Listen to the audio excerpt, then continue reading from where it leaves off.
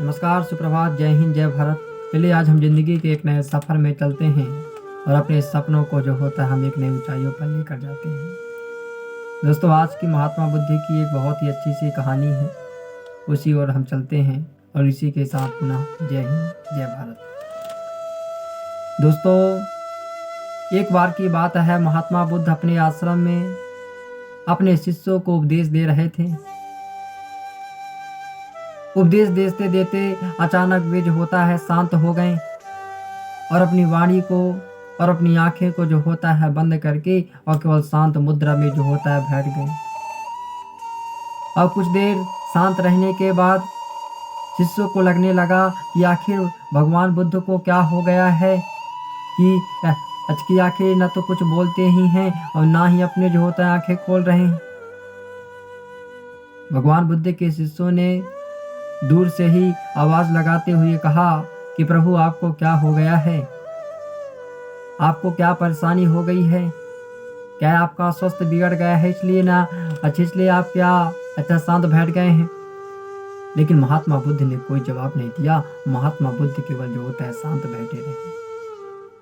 थोड़ी देर समय गुजर जाने के बाद पुनः एक शिष्य जो होता है कहता है कि हे भगवान, आपको क्या हो गया है कि आप बहुत शांत बैठे हुए हैं? क्या कोई आपको परेशानी है? लेकिन महात्मा बुद्ध ने जो होता है कुछ नहीं किया और कुछ जवाब नहीं दिया, केवल शांति से जो होता है बैठे रहे। दोस्तों, उसी दिन एक व्यक्ति को भगवान बुद्ध के सभा में जो होता है नहीं आने दिया गया था। वह व्यक्ति सभा के द्वार से ही जोर जोर से आवाज लगा रहा था महात्मा बुद्ध को कि हे भगवान, आज मुझे जो होता है सभा में क्यों नहीं आने दिया गया? आज मुझे जो होता है आपके उपदेश को सुनने क्यों नहीं दिया गया? क्या कारण है? क्या गलती है कि मुझे आखिर नहीं आने दिया गया? लेकिन भगवान बुद्ध जो होता है तब भी कुछ नहीं बोलते हैं, केवल शांत अवस्था में बैठे थे। अब व्यक्ति जो होता है द्वार से और जो होता है तेजी से चिल्लाने लगा कि हे भगवान, हे महात्मा बुद्ध, मेरी क्या गलती है कि मुझे नहीं आने दिया गया? क्या परेशानी है कि मुझे नहीं आने दिया गया? कोई आप मुझे कारण बताएंगे? लेकिन महात्मा बुद्ध जो होता है कुछ नहीं बोले, केवल जो होता है शांति से बैठे रहे।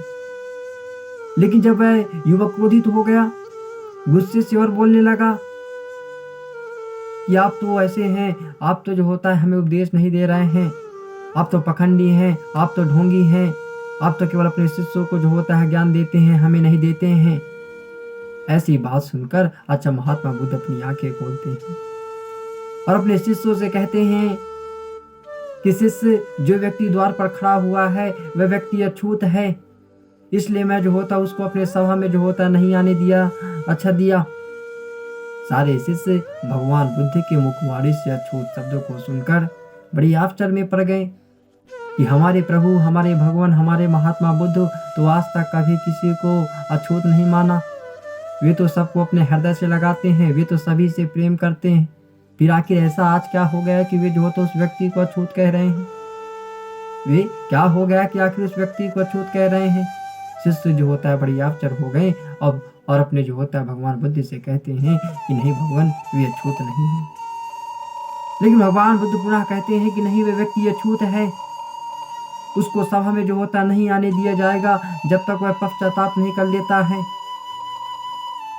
तब चुन के शिष्य पूछते हैं कि भगवान बुद्ध आखिर क्या हो गया? आखिर उसने क्या कर दिया कि वह अछूत हो गया? कुछ कारण बताइए। भगवान बुद्ध बड़ी सहजता से कहते हैं, आज वह व्यक्ति अपने घर में अपने धर्म पत्नी से लड़ाई करके आया है, झगड़ा करके आया है। यहाँ तक कि झगड़ा तो किया, अच्छी बात रही, लेकिन अपनी पत्नी से जो होता है मारपीट किया और देखो उसने जो होता है शारीरिक हिंसा की, उसने उसको क्षति पहुंचाई है, उसने जो होता अपनी पत्नी को जो होता है दुख दिया है। इससे बड़ा पाप क्या हो सकता है? इससे बड़ी अछूत की बात क्या हो सकती है? तो भगवान बुद्ध कहते हैं कि मैं अछूत उस व्यक्ति को नहीं मानता जो जाति से जो होता है नीची है, या फिर जो होता है जाति से नीची है, या फिर किसी कारण पर जो होता है नीच है। मैं अछूत उस व्यक्ति को मानता हूँ जो अपने कर्मों से नीच होता है।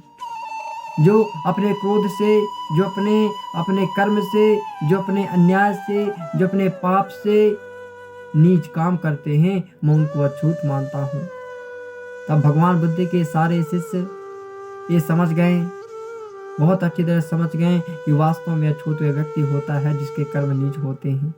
जिसके कर्म नीच होते हैं, कोई जाति से जो होता है नीच नहीं होता, कोई अछूत नहीं होता है।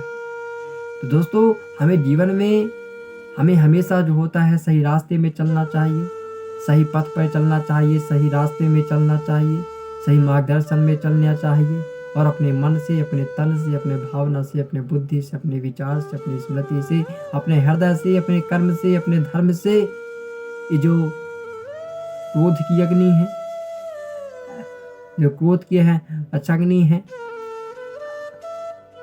पाप है, लोगों को क्षति पहुंचाने का जो भाव है, जो अहंकार का भाव है, इसे दूर कर देना चाहिए और एक निर्मल जीवन जीना चाहिए। इसी के साथ दोस्तों, जय हिंद, जय भारत। मैं मिलूंगा आपसे इसी प्रकार के एक अच्छी सी कहानी में।